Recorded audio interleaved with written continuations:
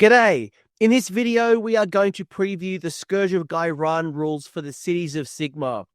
Now, the Scourge of Ghyran campaign is offering each faction a series of seasonal rules that will be match play legal for the next General's Handbook, which is Season 25-26. Looking specifically at what the Cities of Sigmar have gained, they have gained 2 new battle formations, 3 new heroic traits, as well as 2 alternative Warscrolls, one for the Pontifex and the other for the Free Guild Cavaliers. These units have a separate points value and can be substituted for the original Warscroll. You can't use both the Scourge of Ghyran and the existing Warscroll for the same unit in the same army. You can use them in an Army of Renown, but you can't use them in a Regiment of Renown. So let's see exactly what cities is going to be all building around.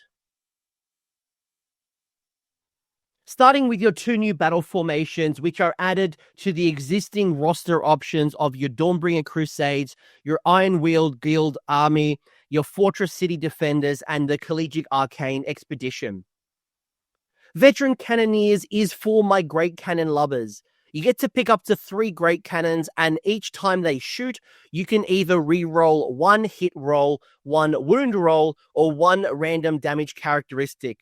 Now, this is a great boost for those people who want to run an artillery battery of great cannons, and I have no doubt that you will be including that Fusilier Major to support these units, which is going to give them that +1 to hit buff using marked targets, or you might be using the Unfaltering Aim Prayer. This is an incredible amount of reliability when you apply that +1 to hit, which is going to bring those great cannons down to 3s to hit, 2s to wound, and then the ability to re-roll 1 of those dice. If you don't kill the unit you're firing into, there's a great chance that you're going to be able to trigger the strike last through suppressing fire. And it's worth calling out that this is only in your shooting phase, so it's not going to work with cover fire. The other battle formation is Frontline Leader, which requires a human infantry hero, and then optionally a non-hero human infantry and a human war machine combination, one or the other, or both, and they're going to be working together wholly within 12 inches. Now, this is going to boost the rend characteristic in melee for the infantry unit and the rend on the war machine shooting attack. This battle formation is going to be most relevant when you're running something like Callus and Toll with Toll's Companions, your Free Guild Steelhelms, your Wildercorp Hunters, and the Command Corps. It is going to be an easy trait to activate when you do have Callus and Toll, because Callus and Toll can activate it on the Companions, and that will provide Toll's Companions with a whopping Rend 3 when hunting down wizards. Your human war machine options include the steam tank variants and the iron-wheeled great cannon. Both units will utilize the rules incredibly well, and it will make the grape shot profile on the great cannon significantly more deadly. Do notice that the trait doesn't require you to have both a infantry and war machine to trigger, so at worst case, you could just be buffing up one type of unit. And you do have plenty of eligible heroes that could use this trait, and you are able to trigger it off the back of unique heroes, things like the Pontifex and the Vendense. You've also gained 3 new heroic traits to be added to your existing 3 options.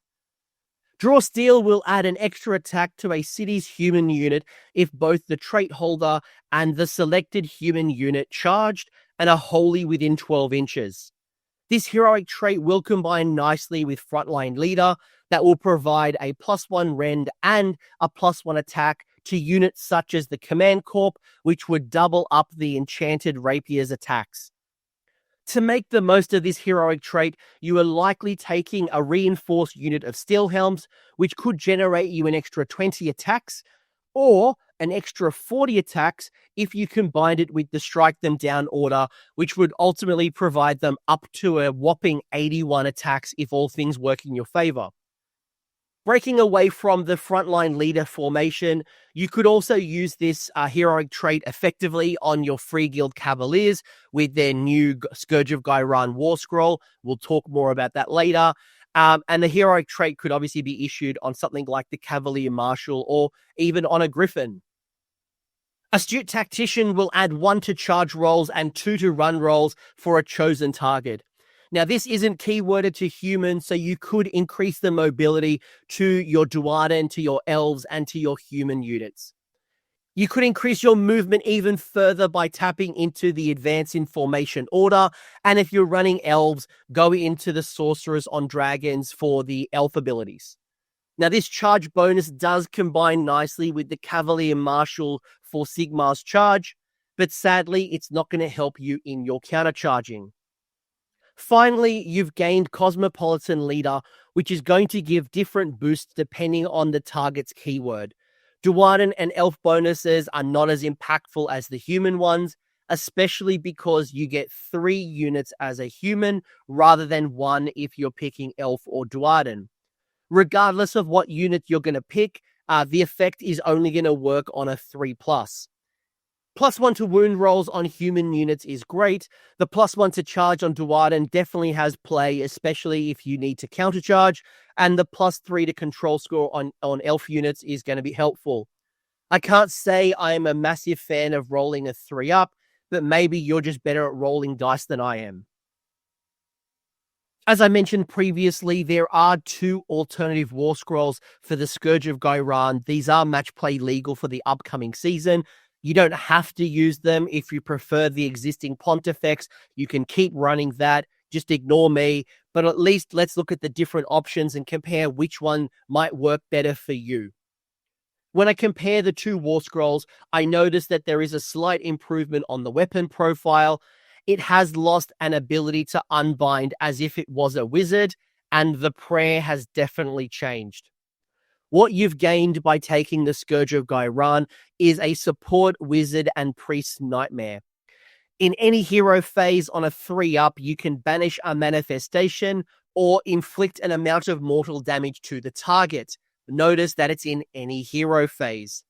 This can be a nice way to chip away on those major big heroes like Krondus, but it's probably going to be even better at sniping out those low health wizards and priests.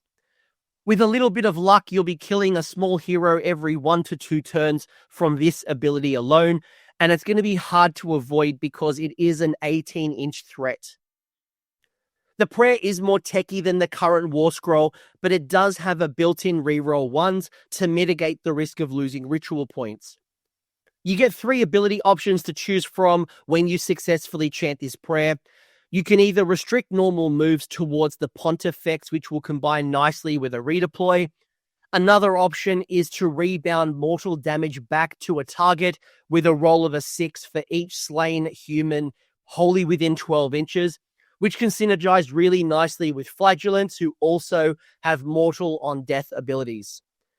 The last option allows you to teleport a friendly unit from anywhere on the battlefield, no range, no visibility requirements, just anywhere to wholly within 12 inches of the Pontifex and outside of combat. Imagine the look on your opponent's face when you hit magical intervention and you start messing up the battlefield.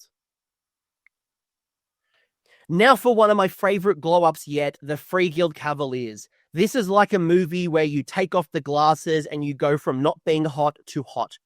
Free Guild Cavaliers, you are hot, because in 4th edition, every other cavalry unit was doing incredibly well. We weren't. It's now our time to rule the schoolyard.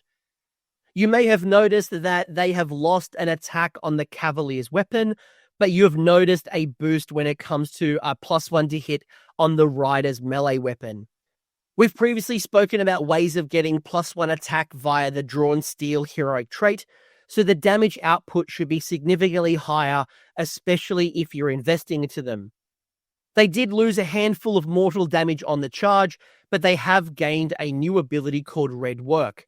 Now it gives this unit and a Cavalier Marshal or a Marshal on Griffin the ability to charge even if they were already in combat. This means that you not only regain the +1 damage on the charge, but you also regain Drawn Steel bonus if you happen to take it, and the strike first when compared with the Cavalier Marshal. This will make the Cavaliers not just a great hammer, but also a great anvil, because you can stick into combat, you can fight it out, and you don't mind grinding it in because you can keep essentially counting as if you were charged. As a humans-loving Cities player, I have hated Cities in 4th edition, and it probably explains why I haven't recorded any talking about Cities of Sigmar yet, even though they won the Las Vegas Open. Yes, I know humans were strong in 3rd edition, but in 4th edition, they have been meh. I really like these additions to Cities of Sigmar. The 2 alternative Warscrolls are fantastic, and I think that we will see a lot of cities list, starting with a reinforced unit of Cavaliers, along with a Marshal or a Griffin. The new battle formations will promote new playstyle options, with the Great Cannon certainly standing out as one that's very unique to the cities right now, but you've also got plenty of incentives to run human infantry units, though unfortunately not a lot of love shared to Fusiliers. I do think there's enough spice in cities to start heating up that list building. And speaking of list building, if you want to theory craft and list build, come join the AOS Coach Discord server. We've got dedicated spaces for Cities of Sigmar and all of the factions, actually. The link is down below in the episode description, and I can't wait to see what you start cooking up in the Cities of Sigmar. Thanks for hanging around until the end. I hope you enjoyed that video and you walked away with a few new ideas. Now, if you did, I would love it if you pressed like on the video, as well as left me a comment with your thoughts. The conversation will continue over on Discord, and the link is down below in the episode description. I also want to give a massive shout out to the AOS Coach patrons and YouTube members who are supporting the channel and the growth that you're seeing here. So cheers, you are all bloody legends. And until next time, don't roll a double one on a spellcast.